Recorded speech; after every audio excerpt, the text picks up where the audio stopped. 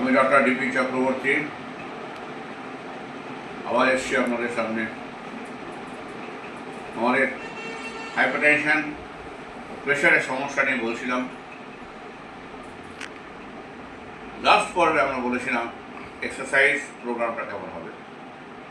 আজকে আমরা বলবো ডায়াবেটিক ডায়েটের প্ল্যান, হাইপারটেনসিভ ডায়েটের প্ল্যান। হাইপারটেনসিভ ডায়েটের প্ল্যান অর্থাৎ প্রেশার সম্বন্ধে আমাদের ডায়েটের প্ল্যানটা কী হবে। এই ডায়েট এবং প্রেশার নিয়ে অ্যাজ ওয়েল অ্যাজ সুগার নিয়েও আমাদের কাছে অনেক মিথ আছে। আমরা অনেক মিথ সেটাকে জানি, কিন্তু ওটাকে রিয়ালিটি কী করে করতে হয় সেটা ভেরি ইম্পর্টেন্ট জানা। সব পেশেন্ট আমাদের এসে চেম্বারে বলে তো এটা খাবো না ওটা খাবো, এখানে পত্রিকায় এটা বলছে, তো রেডিওতে এটা শুনছি, টিভিতে আর একটা জিনিস শুনছি, কাজে আমরা কনফিউজ। কাজে আজকের দিনে এই পর্বে আমরা আলোচনা করব ডায়েট প্ল্যান নিয়ে ইন হাইপারটেনসিভ পেশেন্ট। এই hypertensive patient diet plan actually বলতে গেলে প্রথমে বলতে হয় খুব সংক্ষেপে DASH diet. What is DASH? ডায়েটের অ্যাপ্রোচ টু স্টপ হাইপারটেনশন। এই ড্যাশ ডায়েট প্ল্যানটা ফার্স্ট আমেরিকা থেকে ইউএস সেন্ড করেছিল আমাদের, তারপরে সারা পৃথিবীতে এই ডায়েটে ফলো করা হয়, এটাকে ড্যাশ ডায়েট বলে।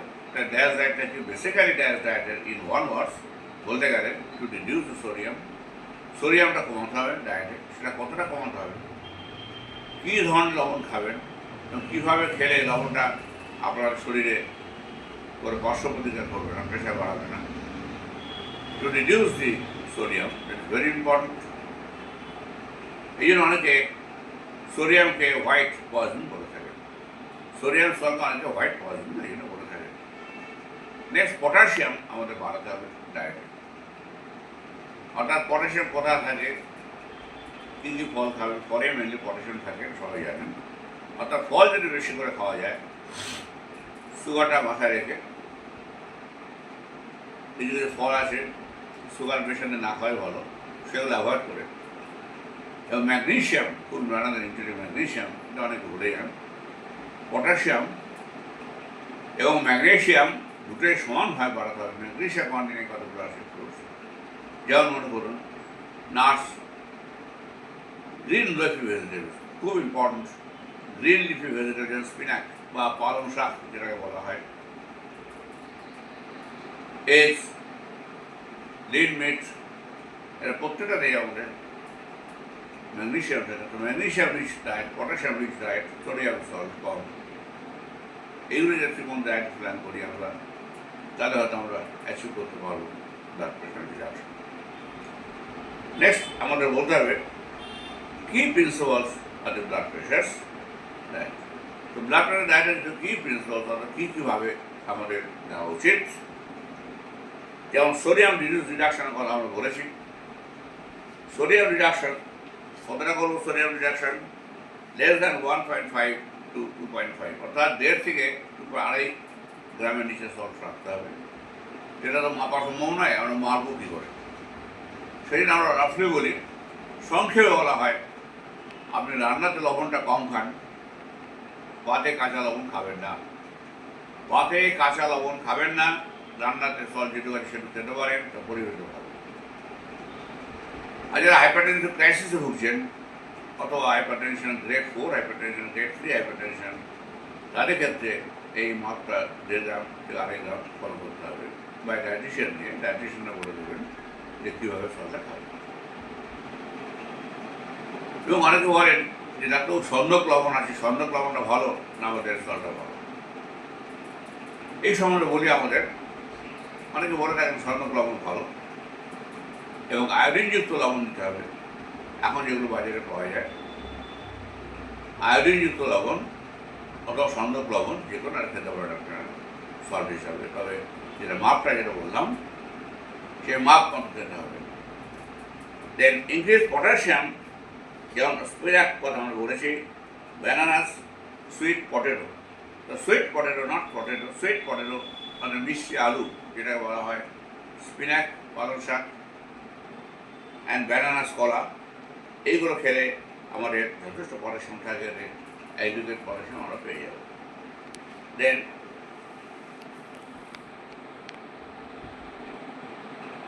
অ্যান্ড হোল ফুডসটা খুব ইম্পর্টেন্ট। যেমন হোল ফুড বলতে পুরোটা ফল খাওয়া, ইট ফুড হোল ফুডস, যেমন fruits, vegetables and whole grains. The limit processed and fruit and fried food, এটা খুব important. Fried food and process food, this is important. Fried food যত কম খাবেন, প্রসেস ফুড বলতে খুব আমরা বুঝি high salt and unhealthy fats এগুলো থাকে। এবং আমাদের ইউজ লিন মিট, অর্থাৎ লিন প্রোটিনস অথবা লিন মিটে আমাদের খাওয়া উচিত, যেমন fish, poultry, beans, nuts etcetera, they contain the lean fats. So lean proteins important. And then more important part আমাদের জানতে হবে টু অ্যাভয়েড স্মোকিং। আমরা বলেছি smoking that is very important. And to limit the alcohol and your coffee. So coffee and alcohol এই দুটো একটু limit করতে হবে। অ্যালকোহল সম্বন্ধে কতটা খাবেন এবং পুরুষ নারী ভিত্তিক অ্যালকোহল কতটা আমরা পারমিট করি এখন, সেটা আলোচনা আমরা গত পর্বে গতবার আগের পর্বে আমরা ডিটেলস করেছি। অ্যালকোহল, কফি আর না চা, এই দুটো সম্বন্ধে অনেক কনফিউশন আছে আমাদের। কফি খাবেন না চা খাবেন, অর্থাৎ কোনটা ভালো স্বাস্থ্যের পক্ষে, কফি না চা? চা খেলে কীভাবে চা খাবেন সেটাও খুব ইম্পর্টেন্ট একটা পয়েন্ট, সবাই এখানে বলে থাকে আমাদের। দেখুন কফি ইম্পর্টেন্স, কিন্তু ক্যাফিন বলে এর মধ্যে অ্যান্টিঅক্সিডেন্ট থাকে, this is rich in caffeine. So coffee খেতে পারেন লিমিটের মধ্যে। বেশি কফি খেলে আবার এরা বুক ধরপড় বা প্যালপিটেশন হয়ে থাকে। আর চাটা খুব ইম্পর্টেন্ট জিনিস। কী চা খাবেন? ইউজুয়ালি আমরা গ্রিন টি বলে থাকি, এটা সবাই জানেন।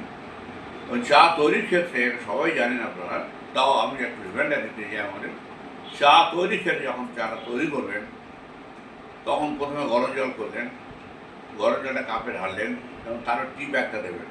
কখনো চা দিয়ে জলটা ফোটাবেন না, আর তৈরি চা কখনো খাবেন না।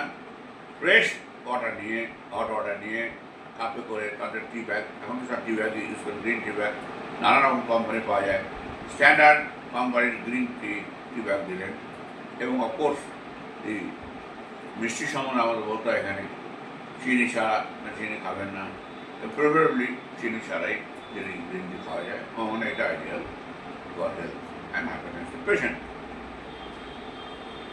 এরপর আমরা বলবো যে কীভাবে আমাদের কী কী ফুড অ্যাভয়েড করা উচিত, অর্থাৎ what are the foods to eat more and what are foods to avoid.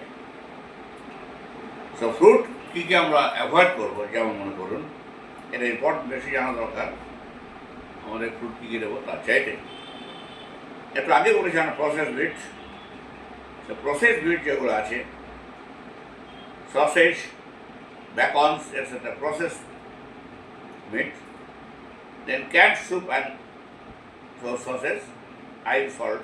It contains high salt. So canned soups and processed and the sauces, this is very indicated important. এটা আমাদের প্রচুর salt থাকে, এটা avoid করা উচিত। Then fast food and junk food and fried food আমরা আগে বলেছি। So fast, junk and fried. Fast food আমাদের সব জানেন ফাস্ট ফুড কাকে বলে। আজকালকার জুনিয়রদের, ইয়ং ছেলেদের বা মেয়েদের একটা ফ্যাশন হয়ে দাঁড়িয়েছে ফাস্ট ফুড খাওয়া, পুজোর সিজনে বা যে কোনো অকেশনে আমাদের ফাস্ট ফুড খাওয়ার প্যাটার্ন। আমার মনে হয় এগুলো যারা একটু বয়স্ক লোক, যারা প্রেশারে ভুগছেন বা প্রেশারে কন্ট্রোল হচ্ছে না, তাদের ক্ষেত্রে এগুলো অ্যাভয়েড করাই ভালো। আর low fat dietary, that very important. Low fat dietary যেগুলি আপনারা খাবেন, হাই ফ্যাট যে কন্টেন্ট যেগুলো আছে, অর্থাৎ excessive sugar and refined carb, যেমন white bread and pastries. So pastries are খাওয়াগুলো and white bread, they contains excess sugar and is refined carb. তো আমার মনে হয় এই ব্রেড এগুলো অ্যাভয়েড করা উচিত আমাদের প্রেশারের বিরুদ্ধে। এবার fruits, what are the fruits to be taken in hypertension patient. আমরা বলেছি যে ফুড এবং ফ্রুটস এগুলো আছে, fruit particularly berries, different berries পাওয়া যায় আমাদের, ক্র্যানবেরিজ, ব্ল্যাকবেরিজ। So different berries preparation যেগুলো আছে খুবই ভালো। দেন ব্রকলি, কলা, bananas, carrot, beans, vegetables, and orange and apples এই ফ্রুটগুলো খুব এফেক্টিভ আমাদের প্ল্যানে। নেক্সট আমরা আলোচনা করব last healthy plan. So this is very important. আমরা চার্ট এন্ড তৈরি করে যে আপনাদের দেখাচ্ছি, এটা এ গুড মেনু যদি আপনারা পারেন শেয়ার করতে পারেন। যতটা সম্ভব পরিষ্কার দেখানোর চেষ্টা করছি, এটা শেয়ার করতে পারেন। এই আমাদের day to day 7-day meal plan, this is very important. 7-day meal plan আমরা শেয়ার করেন, যদি আপনারা শেয়ার করে নিতে পারেন এটা খুব ভালো, এবং এটা খুব important chart, day to day plan. এটাকে কী বলছে আমাদের sample 1, so day happens a diet plan. Breakfast, ideally breakfast, oatmeal, and then sliced banana and chia seeds. So this you can take this breakfast early morning. Breakfast, 1 boiled egg or egg white. ডিম সম্বন্ধ অনেকে বলে থাকেন না তো ডিমটা কি পুরো ডিমটা খাবো, না হোয়াইট পোর্শন খাবো, না ইয়েলো পোর্শন খাবো।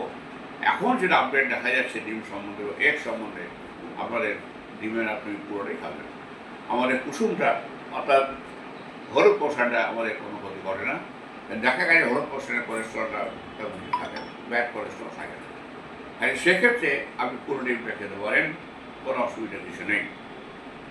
এবং আমাদের গ্রিন টি আনসুইটেন দিয়ে, আর সুইটনার সম্বন্ধে কিন্তু ব্যবহার করে ভালো। নানা রকম সুইটনার পাওয়া যায়, অ্যাসপার্টেড অ্যান্ড দেন নানা রকম সুইটনার আমার বাড়িতে পাওয়া যায়, স্যাকারিন এক্সেট্রা, এগুলো অ্যাভয়েড করে আপনি গ্রিন টি খাবেন। মিড মর্নিং স্ন্যাক্স অর্থাৎ লাঞ্চ অ্যান্ড ব্রেকফাস্টের মধ্যে mid morning snacks, handful of almonds or walnut and 1 small apple.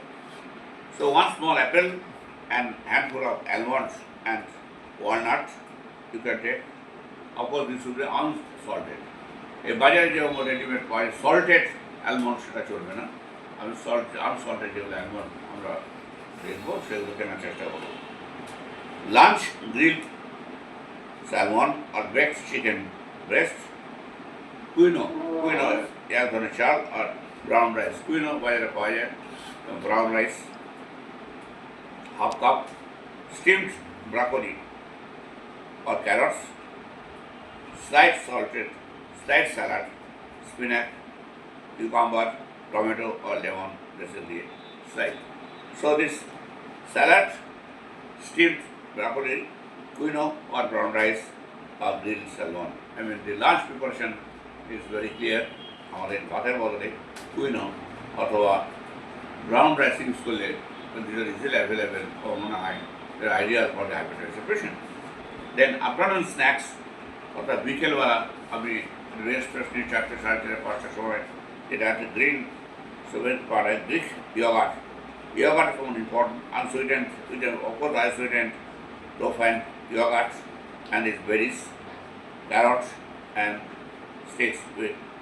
So you can take fruits at that time and of course the yogurt. Dinner, যখন আমাদের dinner আসছে অর্থাৎ রাতের বেলায় যখন আমরা খাচ্ছি, baked turkey or tofu, mashed sweet potatoes, no added salt, steamed asparagus or green beans in vegetables.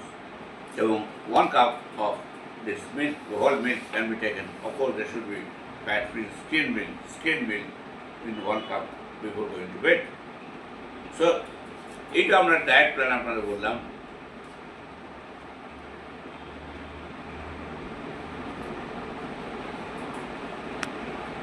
এই ডায়েট প্ল্যান যদি ফলো করা যায়, অর্থাৎ এই যে খাদ্য তালিকা যেটা বলা হলো ideal diet chart for diabetic patient, এর মধ্যে একটা তারতম্য হতে পারে। অনেকে বলেন যে ডাক্তার ভাত না খেলে দুপুর চলে না, you can take rice instead of quinoa or brown rice, you can take rice, সেটা পরিমাণ মতো থাকবে।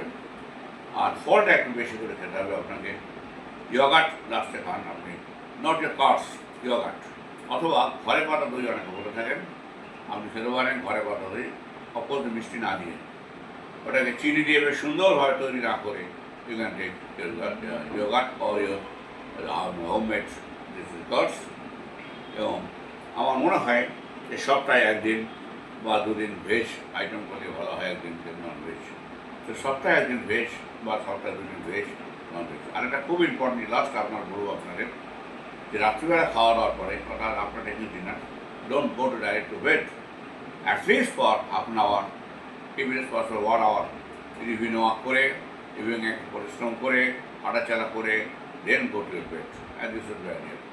This is the ideal diet plan diabetic patient. আমরা আবার সংক্ষেপে বিস্তারিতভাবে কিছুটা বললাম, কী কী খাবেন, কী কী অ্যাভয়েড করবেন এবং হাইপারটেনশন আইডিয়াল ডায়েট কী হওয়া উচিত। যদিও এটা খুব কঠিন মানা, তার সত্ত্বেও যদি আমরা সবাই চেষ্টা করি তাহলে আশা করি ব্লাড প্রেশারের হাত থেকে, ব্লাড প্রেশার কমপ্লিকেশনের হাত থেকে আমরা বাঁচতে পারব। নমস্কার। যদি ভিডিওটি আপনার ভালো লাগে লাইক করে শেয়ার করতে